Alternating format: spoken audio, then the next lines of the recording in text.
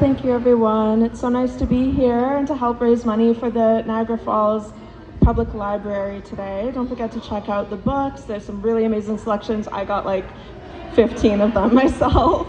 So actually all the good ones might be gone. I apologize for that. And I've also brought a couple of books that I published here today. The money will be going to myself as the author, so if you're here to support, which you should be here to support, the Niagara Falls Library, please make sure to prioritize over here. But I have a few copies. This is a poetry book that I published myself. You'll be hearing a few of my poetry pieces today, and I'm really happy to share them with you all.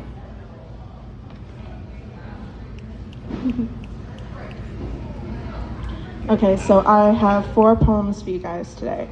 The first one is called Coffee.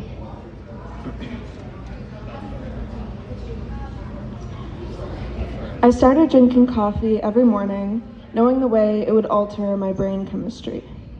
And I think vices are funny that way. A part of the human condition, picking up your poison like committing sin, knowing it'll drip down your chin like Eve's apple, a choice to set you free, laced with burden. I am the consequences I want to be.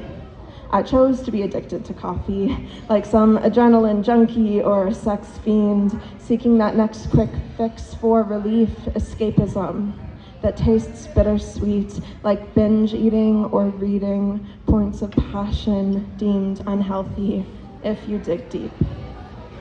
If you break down the reasons, like why you would allow yourself to rely on something that will claim you, that will rake along your spine, all fingers and teeth, whispering sweet nothings like, don't you want me? Don't you need me? Try to give me up and see, drink me up like Sabrina and tell me you can't sleep. Isn't that sweet? Indulge in me. Like extra espresso in your coffee, we toy with addiction. For the same reason, we no longer live in the Garden of Eden to claim freedom by trade, to give control away like a gift. And in so doing, we become part of each other. I own this thing that I let own me. Maybe that's also what love means. I am letting you possess me. I will keep coming back to you, and I know it. You are a sure thing, something my body craves, a taste of stability and nicotine. And love is the swirl in my coffee.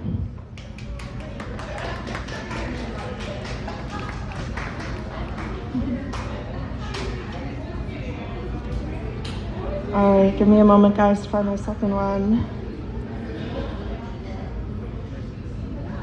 I didn't get into your frame at all. I think I was when I reached for the drink and like.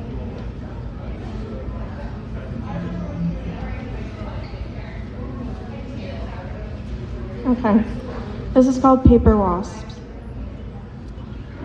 The so-called inventor of paper wasps was a Chinese man who based his modifications on the way wasps make their flaky nests, remeshing the molecules of wood in their mouths to dissolve and bond as something new.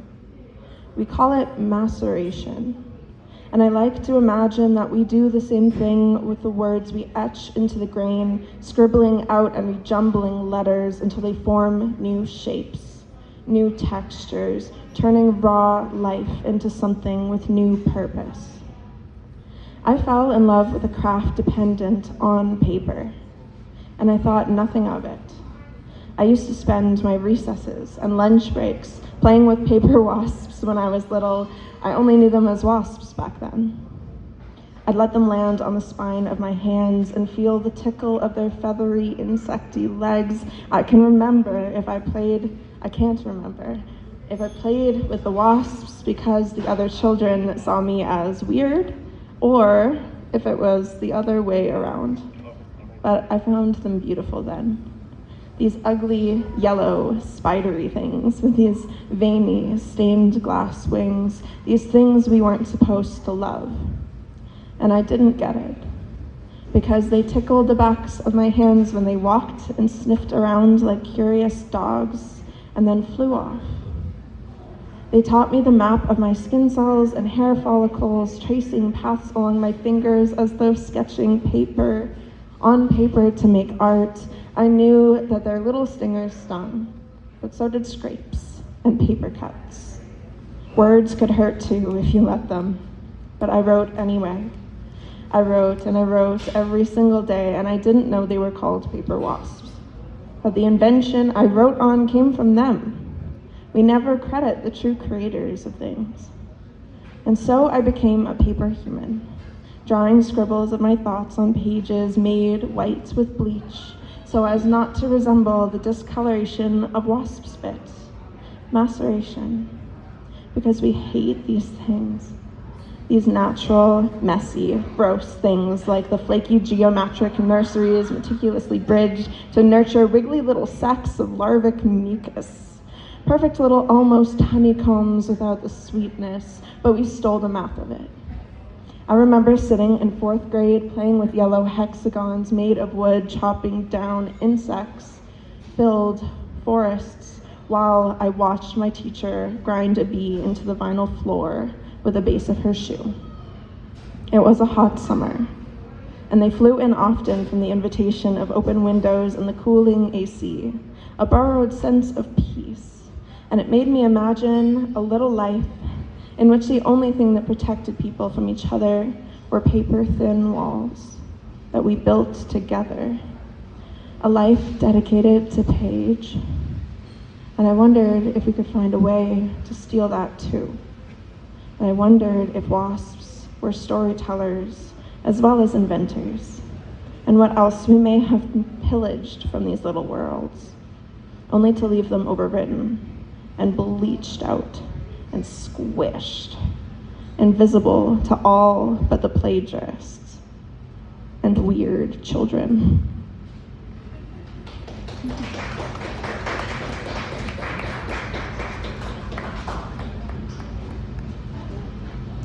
Thank you guys, you're such a great audience so far. All right, so this one is called Story of a Black Sheep. I was the black sheep of the family, a feral thing in a flock of white, marked dangerous, like the wolves they said would hunt us. I was born an ally to the night, bearing my difference and defiance like fleece, matted, unbrushed, a texture they refused to touch. Too emotional to be palatable, too loud to be silenced. They wanted a tender lamb with ivory horns clipped, but conformity was never my thing. I overheated in the sun, so I lingered in the shadow, and I flinched at laughter never meant for me. I was safer at night, so I studied the foxes, silent-footed creatures who knew how to take without being taken. And I was left unsheared every spring, never naked among the blooming. I bled red into the wool they never relieved me of, too pigmented for anyone to see, too thick for anyone to ask what trembled underneath my coat, a soft armor from the weather, but a burden to my tearing skin. I was not worth much to them. My meat too fatty, too tough, never marked for consumption, no pretty pelts to be carved like an offering, a sacrifice for a mother's bragging, unvalued, unharvested, unheeded. But there is worthiness outside of the market. My time was my own, and the wildflowers bloomed all the same for me. I was a rebellion against my bloodline, so I crocheted a home from my wool. I learned to create my own worth while no one else had to. I learned to love unconditionally, unreciprocated, to find those in the daisies bowing their heads to the dirt, raising their eyes to the clouds, begging to be commodified, a servant to the system, valued for what they grow, what they give, what gets taken from them, from those around them, to be like others, to fit in. But I chose a different thread, I built a living room out of poetry slams and a family out of strangers. And together we weave a tapestry from the scraps. A community of makers, a flock of black sheep. We built artifacts from our otherness, and we're the stories that we've stitched. We are priceless because they can't have it. Do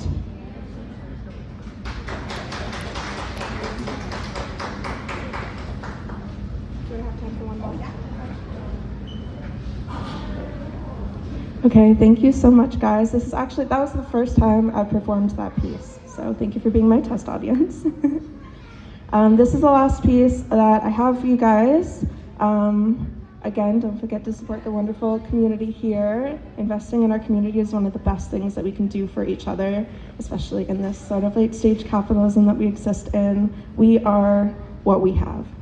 We have each other, and that is one of the most important things we can invest in. Okay. This is called Sleepless at the Event Horizon.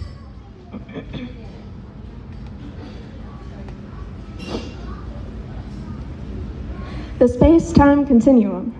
General relativity, the universe is expanding, but it's not growing. It's impossible to sleep with the world at the edge of my screen. ChatGPT has the collective reservoir of human intelligence, and I can learn just by asking. Curiosity is a ghost in our school system now, a soft, suffocated thing. They teach answers instead of wonder, but wonder is what keeps me awake. And I have entire fantasy worlds stacked in my head, like unturned pages, unwritten, unmade, demanding space in a universe already bursting at the seams. And the sun is rising, and I don't even really understand how the days move forward and we are three-dimensional beings enslaved to the fourth. Free will stops at the gates of time. No skipping ahead, no rewinds, no pause. Anything to buy a little more, but time is not for sale, at least not to us. Our attention is a commodity and the rich cash in, but I am not one of them. I am a finite resource. And the sun rises again, and my eyes set on the event horizon where everything is happening, and I can never quite sink into the timeless pit. The chaos of indiscovery and non-existence, the black hole where my time is splurged away like my money on Starbucks coffee, a currency exchange for sleeplessness and daydreams. The battle between my pineal gland and my brain stretches across dimensional planes, a rock and a hard place, a resource or a regenerative state, a cycle of collapse and creation. Maybe sleep is what black holes are to space. A rest from the laws of physics, a break from ever expanding, the demand for life, movement, light, gravity, to fight off sleep, to live on the event horizon, is to see the allure of collapse, to stand at the edge of falling, to witness the teeming cosmos, stars and galaxies, and to bend time, to pause it, corrupt it, just to not fall in, just to hold on to every last second. Okay, thank you so much, guys.